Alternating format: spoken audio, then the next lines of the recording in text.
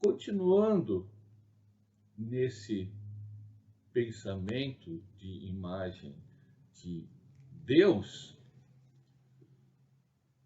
vemos ainda nessa história de Gênesis 2 que o homem não se satisfazia em estar só e criou então a mulher. A ideia de homem e mulher, de criá-los, mostra que o ser humano é um ser relacional. Ele necessita se relacionar com seus semelhantes, como necessita se relacionar com Deus.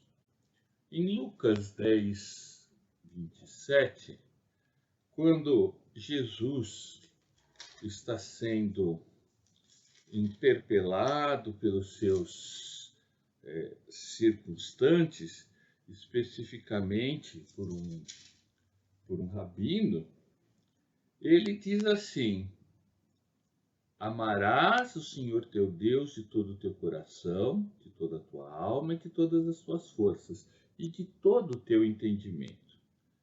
Amarás o teu próximo como a ti mesmo.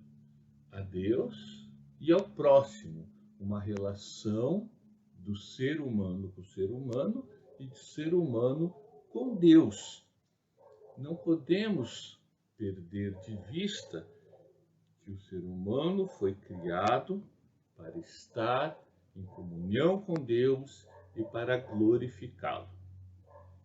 Um outro aspecto que é importante salientar dessa ideia do ser humano ser criado à imagem de Deus, e dessa vez um aspecto que vamos também trabalhar quando falarmos de Cristo, né, a encarnação de Cristo, é justamente isso. Jesus fez-se ser humano. Ele veio para expressar a perfeita comunhão do homem com Deus, para romper qualquer barreira e qualquer distância que tivesse para nos relacionarmos com Ele. A carta de Paulo aos Colossenses, no capítulo 1, versículo 15, diz sobre Jesus: este é a imagem do Deus invisível, o primogênito de toda a criação, pois nele foram criadas todas as coisas, nos céus e sobre a terra, as invisíveis e visíveis, sejam tronos, soberanias, quer potestades, quer principados. Tudo foi criado por meio dele e para ele. Não há uma expressão maior de Deus do que Jesus Cristo, que é o próprio Deus encarnado. A imagem perfeita do Deus invisível. Jesus Cristo, então, manifesta em sua humanidade, torna a dizer, não é o rosto, a barba, as mãos de Jesus que eram a imagem do Deus invisível, mas a sua expressão, a sua ligação com Deus, o seu relacionamento com o Pai, trouxe a Trindade completa, Pai, Filho e Espírito Santo, de volta em comunhão, em relacionamento perfeito que havia sido quebrado pelo pecado.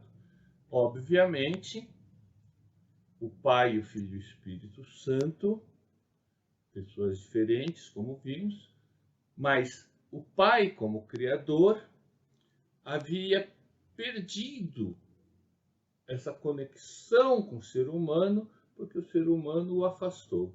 E Jesus, como Redentor, veremos adiante isso de novo, torna a refazer essa ligação. Encerrando esse tópico do ser humano como a criação especial de Deus, dando essa ênfase que o homem é um ser relacional e necessita se relacionar com o próximo e com Deus. E essa última citação que eu fiz, que o pecado afastou de Deus, mostramos então que o homem, como pecador, ele necessita da salvação. Não é uma salvação também física, essa pode também acontecer. Eu ser salvo de uma doença, eu ser salvo de uma violência na rua, eu ser salvo de algum problema que está me afligindo. Mas estamos falando dessa salvação, que é a restauração da comunhão com Deus, que só pode ser atingida através da restauração de nossa humanidade perfeita, cujo exemplo é o próprio Cristo. Usando o Antigo Testamento, o Salmo 42 diz assim: Como suspira a corça pelas correntes das águas, assim por ti, ó Deus, suspira a minha alma. A minha alma tem sede de Deus, do Deus vivo. Quando irei, me verei perante a face de Deus. O homem, como criatura de Deus, necessita buscar a Deus. Ele precisa se completar na presença de Deus. É uma fome espiritual que o ser humano tem e que só encontra paz quando é restabelecida através de Jesus Cristo.